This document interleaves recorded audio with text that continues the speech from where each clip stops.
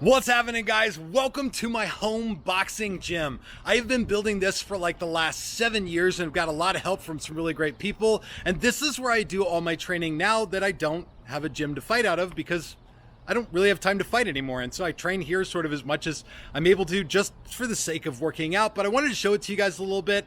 And for me, this is about more than just having boxing stuff that's cool guy stuff around. Like, I've been boxing for about the last 12 years, and this has taught me some of the most valuable life lessons that I have carried with me into the cigar world, into the industry, and into business. So I wanted to share with you some of the big tidbits that I picked up from this as well. I wasn't an incredible fighter when I fought. I had 5 fights. I won 3 of them, which in like an academic sense, I think is a D, but I loved doing it and I did plenty of sparring and always had a lot of fun. So let me show you a little bit of the gym, and I want to show you what this has gained me because it's been a lot more than winning 3 fights. It's been a lot of the things that I've taken into business with me as I've gone. But the first feature, the big thing, is obviously the ring itself, which you can see behind me here. This was something we had to actually pour extra concrete in order to accomplish, and Jim actually paid for the concrete to be poured for like Father's Day 6 years ago or something like that. And then the mats are actually made out of horse stall mats, which was the only thing I could find that I could actually put out here and that I could keep in the sunlight and wouldn't get sort of like destroyed by the heat of the Arizona summer. And so this ring has been where I've done a lot of sweat and tears. Not really a ton of blood in this backyard. But then the other thing you got to have if you're going to fight is a heavy bag. This thing is actually on its last leg, but that's not a big surprise. It's an Everlast bag, and even though they were like the brand maybe 20 or 30 years ago, they're kind of like the Walmart brand of boxing stuff today. But I got it on the mount here, which you see in a lot of houses for people that fight. This one is actually bolted into the ground because it kept getting knocked over when I was trying to train, and so this sort of serves its purpose. I actually spend most of my time using the boxing ring. And this is the thing I love about boxing. It doesn't require a ton of equipment to do. Like, if you've got a little bit of space, you can do the boxing with a jump rope and your hands. That's a beautiful thing. But something that I use a ton is my big flipping tires. These can actually be used for a couple of things. One of them is flipping, which is an amazing full body workout. Guys also use them for the sledgehammer. You can jump up on them and all kinds of cool stuff that pushes your body to its limits, which is one of my favorite things about boxing, is the capacity to push your body to the limit. And that's what I feel like I hear people talk about when it comes to boxing, is like, what a great workout it is, what it can do for your body. It provides incredible endurance, and it does. I mean, truly, like, it's the best thing I've ever found for getting in shape. Really, like, the best shape I've ever been in is because I was boxing. But I'll tell you, the biggest value to me from boxing hasn't come from the workout that I get. It hasn't come from any kind of shape I've ever been in. It's come from some of the most incredible life lessons that I've picked up from this sport. Those are some of the things I want to share with you because this is, quite frankly, the stuff that I've carried into business with me, and it still serves me every single day. Come here. Let me see that. Give me that. Oh, don't take it, Dad. Don't take it, Dad. Ew, gross. Gross, gross, gross.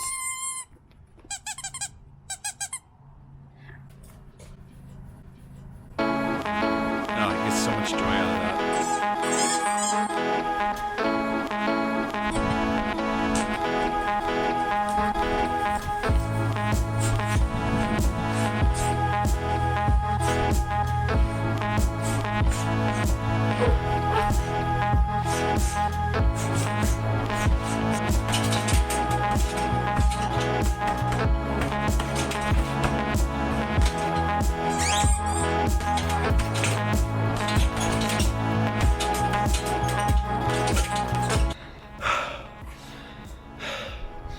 Among the biggest lessons, I'm not gonna try to talk. I'm just gonna stop and breathe for a second. When I was fighting and training to fight, my trainer would always catch me out of breath like this. And he always chewed me out about not controlling my breathing. Which was always most intense during a fight. Like, if he would come into the ring and I was winded and out of breath, he would be like, control your breathing, screaming right in my face, which is true. Like, you do have to be able to control your breathing and everything when you're boxing and stuff like that. But for me, one of the biggest things that he ever said to me had to do with this whole issue of exhaustion and being tired. I was in the middle of sparring and I was exhausted and I couldn't keep my hands up because my arms were tired. And my arms kept dropping down to my sides, and he said, "Put your hands up, Swanson." And I went over to him and I said, "Man, I'm just exhausted." And he looked at me and said, "Tim, it's all about how you fight when you're tired." And he didn't say anything else, just that one simple sentence. And I've never forgotten it to this day. It's all about how you fight when you're tired. Anybody can put up a really good fight when they're well rested, right? But it's when you're tired, that's the time you make mistakes. When you're tired, that's the time when you drop your guard. And I think that for me, it's like always goes through my head. How well am I protecting myself, and how well am I taking care of Cigars Daily or my family, and where am I going to slip up if I'm tired? That has directed a lot of my life, even to this day.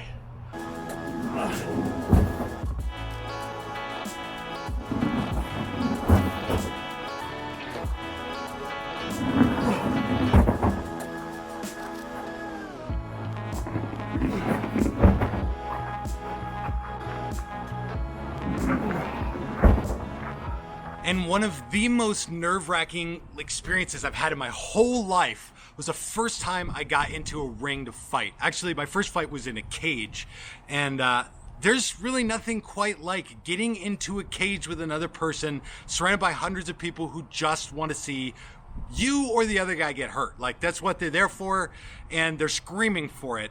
And it was a... You know, I've done music, I've done a lot of YouTube stuff for a long time, but there is just nothing quite that was as unsettling to me as that experience of knowing that it's time to sink or swim. And it was in that time that I picked through one of the most important lessons that I've taken with me everywhere I go, which is how well I listen to my trainer's voice.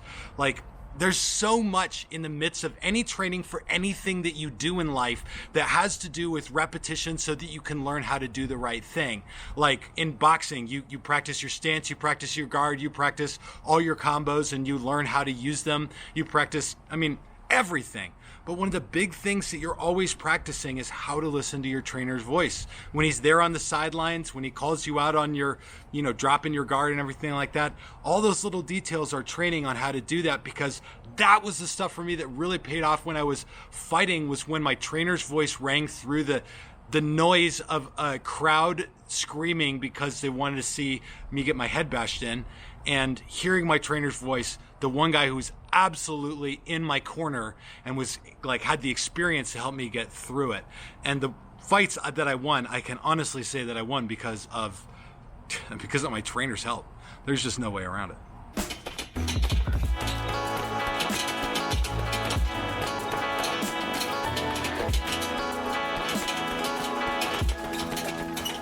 One of the scariest things that my trainer ever told me was that I needed to spar 100 rounds before my first fight. And that sounded crazy to me and like a really good way to get brain damage, but he explained it very succinctly, and it's something that I've actually carried with me always. He said, 100 rounds, Tim. You need to know what every kind of fight is like. You got to know what a slow fight is like and what a really fast fight is like. You got to know what a really hard fight feels like and what a fight is really easy to win feels like. You got to know where the fight where you're exhausted and where you've got all the energy in the world. He said, once you know all of that stuff, then you can learn how to navigate it. And I think that there's a lot to be said for that kind of experience. Outside of just learning muscle memory and learning the basic skills that come with something, experience is one of life's great teachers. Like, there are definitely better and quicker ways to learn things than experience, but experience is a quintessential part of any learning to do anything in any of our lives. And so 100 rounds, I did spar 100 rounds before I had my first fight, and I still lost my first fight. But I won the one after that, and then I won the one after that, and my final fight I won as well, and that was all due to a lot of the experience that I got, a lot of the direction I got from my trainer. Those were huge, huge lessons, but 100 rounds, that was one of my big ones.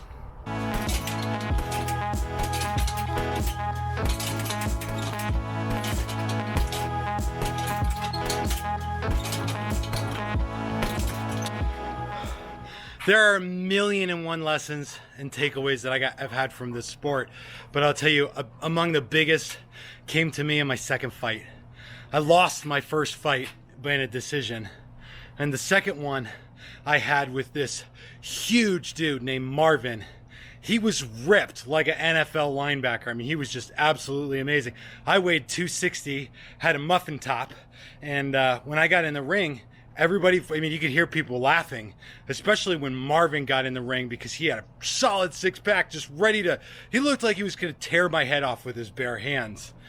And so when him and I started fighting, he came out with heat, and he hit me hard with haymakers, really big ones.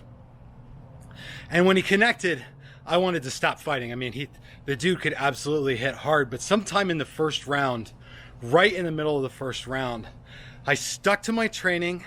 I listened to the voice of my trainer, and at some point, I popped Marvin in the face, and he stumbled backwards and plopped down on the ground like a sack of potatoes. I was so dumbfounded by what had happened, I actually charged him to jump on him and continue beating him up, even though it's boxing, and that is completely against the rules. The judge stopped me and I didn't get penalized at all, but the big lesson that came from that fight, which I went on to win, and I mopped up the floor for the next 2 rounds, the big lesson was never underestimate yourself. I'll tell you guys, I would be the first guy to say Marvin was just going to eat my lunch. But the absolute truth is that you never know until you try. And that's one of the big things. That was a big thing with Cigars Daily. It's a big thing with a lot of things in my life, in your life too. You will never know what you can accomplish until you try. And so I want to encourage you guys into all of that stuff. What is it in your life you're looking at? What has been the great fight of your life? Please drop a comment with that down below, because I want to keep the conversation going on down there with you guys. I am going to finish my training. I'm going to go cool down and enjoy the rest of my day off here and hang out with my family a little bit. Thank you guys so much for watching. This is Tim signing off, and I'll see you all in the comments.